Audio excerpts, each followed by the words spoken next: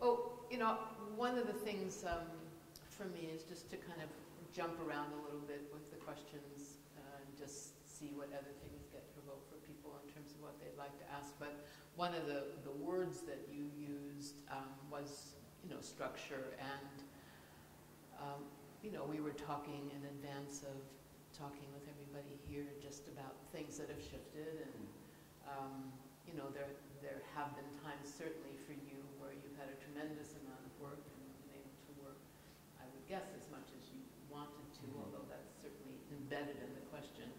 And you know, what are the compromises now? What's different now? And I guess part of that, if you had your druthers, how would it look? Would it be different?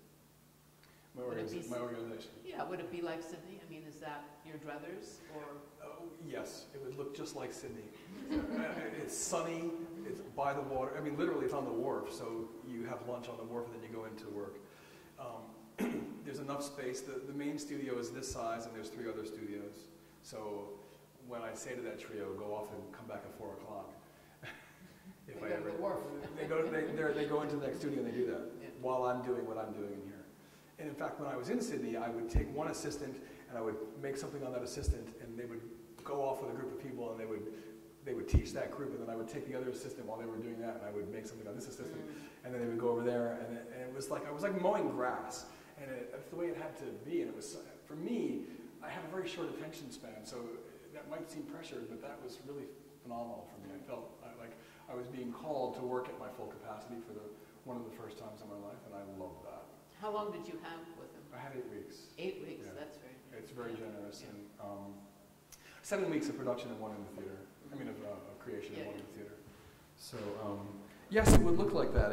They're a nationally, they're the nationally beloved company of Australia. They're like superheroes in the town.